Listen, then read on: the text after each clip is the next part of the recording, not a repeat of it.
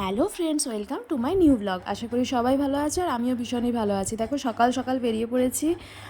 আমরা যাচ্ছি সবাই মিলে দীঘা, যেটা অনেক দিন ধরে যাওয়ার ইচ্ছে ছিল। তো যাই হোক, পৌঁছেও গেলাম। এই যে হোটেলে পৌঁছে গেছি, হোটেলের কাছাকাছি একটু বেরিয়েছিলাম, প্রচণ্ড রোদ ছিল। আমরা গেছিলাম 29 এপ্রিল, তো সেদিনেরই ভিডিও দেখতে পাচ্ছ। যাই হোক, এবারে হোটেলে ঢুকে ফ্রেশন আপ হয়ে গেছি, সব কিছু করে একটু এই কী সব ভিডিও টিডিও বানাচ্ছিলাম, খেয়াল নেই এখন আর। যাই হোক, তো এরপরে দুপুরের লাঞ্চের জন্য রেস্টুরেন্টে চলে এসেছি। আর খাওয়া দাওয়া কমপ্লিট হয়ে যাওয়ার পরে আমার খেয়াল পড়েছিল, ভিডিও তো করাই হলো না। দেখো প্রায় সবারই প্লেট মানে পরিষ্কার হয়ে গেছে বলা যায়। তো তারপরে যতটুকু বাকি ছিল, এই যে বাবা খাচ্ছে, মায়ের খাওয়া হয়ে গেছে, দিদিরও খাওয়া হয়ে গেছে, ওদিকে দাদাও খাচ্ছে, আর এদিকে আমার মামা, মেয়ের, মনা সবারই খাওয়া কমপ্লিট। আর এই যে এবার তোমার দাদাভাইকে দেখাবো, তার খাওয়া চলছে এই আর কি। ওই যে ওরা ওদিকে দেখো হাত টাত ধুয়ে আসছে, সব কিছু খাওয়া দাওয়া হয়ে যাওয়ার পরে আমার মনে পড়লো যে ভিডিওটা তো করাই হয়নি। এই যে দেখো তোমার দাদাভাইকে তুমি যে হাত চাটছো না, বুঝলে, তুমি যে হাতটা চাটছো,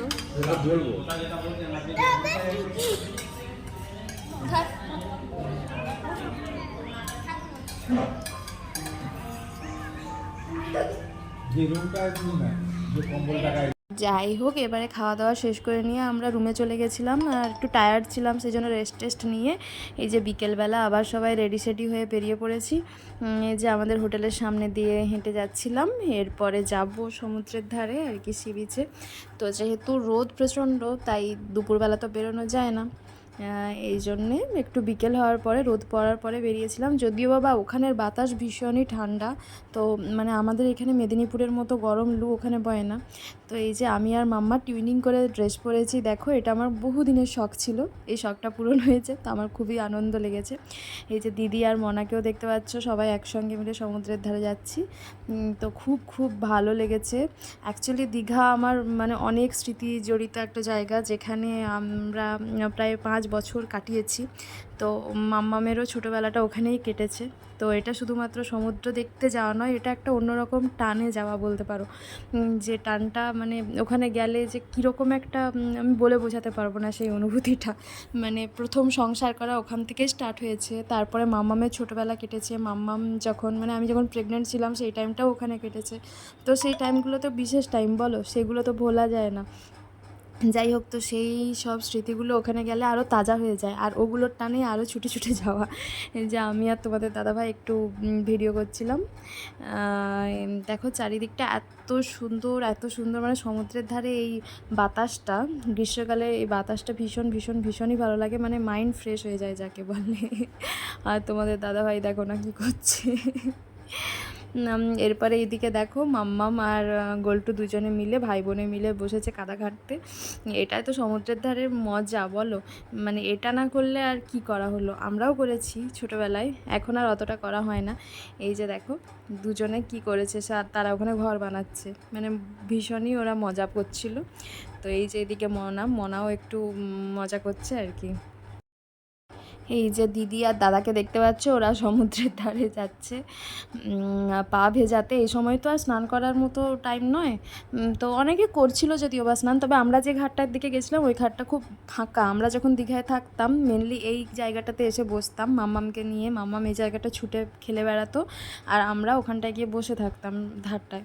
তো এই জায়গাটাতে এই জন্যে আসা, কারণ বেশি লোক থাকলে ভালো লাগে না, একটু ফাঁকা ফাঁকা সমুদ্রের ধার যেন বেশি ভালো লাগে। তো সেই জন্য এই জায়গাটাতেই মেনলি আসা। তোমরাও যেতে পারো, এটা হচ্ছে ওই শিহকের সাইড দিয়ে চলে গেলে ওই মোহনার দিকে যাওয়ার রাস্তাটা সাইডগুলোতে এই মানে এই বীচটা খুবই ভালো, সবারই ভালো লাগবে আশা করি। তো এরপর সন্ধে হয়ে গেল, সন্ধেয় আমরা ওল্ড দীঘার ওখানে গিয়ে সি বিচের ধারে বসেছিলাম। ওখানে বসে গল্প হচ্ছিল, আড্ডা হচ্ছিল, আর বাতাস, মেনলি যেটা সমুদ্রের বাতাস খেতেই তো যাওয়া এত দূর, তাই না বলো। তো ওটাই হচ্ছিল, আর সাথে খাওয়া দাওয়া চলছিল, এই সব হচ্ছিল আর কি, সবাই মিলেই বসেছিলাম। তো সাথে আবার এক কাণ্ড হয়েছিল, যেটা হচ্ছে গোল্টু জামা কাপড় সব ভিজিয়ে দিয়েছিল, তো ওর এক্সট্রা ড্রেস নিয়ে যাওয়া হয়নি, তো তার জন্য আবার এক্সট্রা ড্রেস কিনে তাকে পরানো হয়েছিল। এই সব চলছিল। আর ওরা ওই যে বাবলস নিয়ে খুবই ব্যস্ত, মাম্মাম আর গোল্টু। মানে বাচ্চাদেরকে এটা কিনে দিতেই হবে, জানি না তোমাদের বাচ্চারা কেনে কিনা, তবে আমার মেয়ে তো মানে বাড়িতে এটা অজস্র রয়েছে, আর যত বারণ করলেও শোনে না। কি আর করা যাবে, এক আধ দিন বেড়াতে গেছে, ওদের কথাও তো শুনতে হয় বলো। নাহলে এমনিতে এখন আর সেরকম কিনে দিই না, আর কিনে দিলেও সেটাকে মানে এক আধ দিন ব্যবহার করার পর লুকিয়ে দিই, ও ভুলে যায়। এরপরে তোমাদের চারিদিকটা একটু ঘুরিয়ে দেখিয়ে দিই। এটা হচ্ছে ওল্ড দীঘার সি বিচের সাইডটা। তো এখানে খুব একটা কম যে লোক আছে তাও নয়, মোটামুটি ভালোই লোক ছিল, তবে খুব একদম প্রচণ্ড ভিড়ে, মানে ভিড়ে গিজগিজ করা যাকে বলে সেটা ছিল না, যেটা আমার একেবারেই ভালো লাগে না। তো একটু ফাঁকা ফাঁকা থাকলেই যেন ঘুরে বেরিয়ে মজা হয়, তাই না? নাহলে যেন মনে হয় যেন মেলা দেখতে এসেছি, সবাই ঠেলে ঠেলে নিয়ে চলে যাচ্ছে। সেটা কি অ্যাকচুয়ালি ঘোরা হয় বলো? সেটা তো ভালো লাগে না।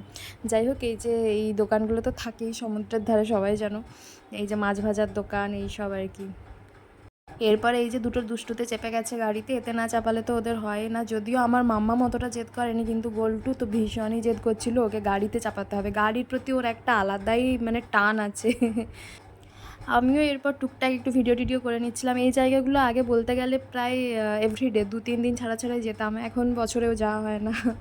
যাই হোক, তো আবার কবে যাওয়া হবে তার তো ঠিক নেই। তো সব জায়গায় বসে একটু ভিডিও টিডিও করে নিচ্ছিলাম, আর আমার ভিডিও করে দেওয়ার জন্য দিদিই আছে, কারণ সবসময় তোমাদের দাদাভাইকে পাওয়া যায় না, তো দিদিকে বললে মোটামুটি ও করে দেবেই।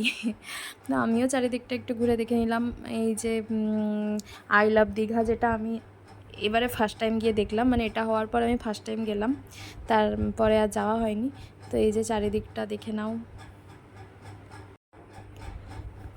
কী যে ভালো লাগছিল চারিদিকটা, বলে বোঝাতে পারবো না।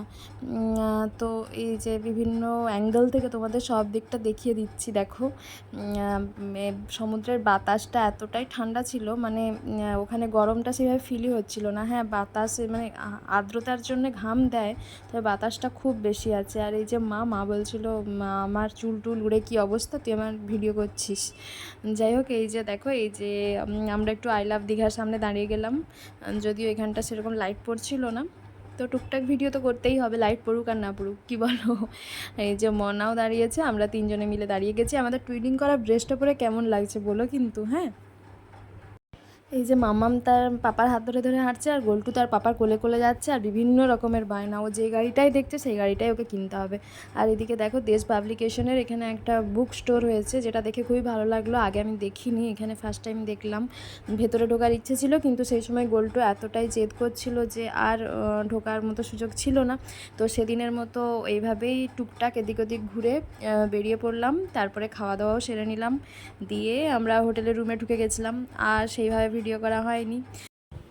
চলো, আজকের ব্লগটা এই পর্যন্তই, নেক্সট পার্টে বাকিটা থাকবে। আজকে টাটা।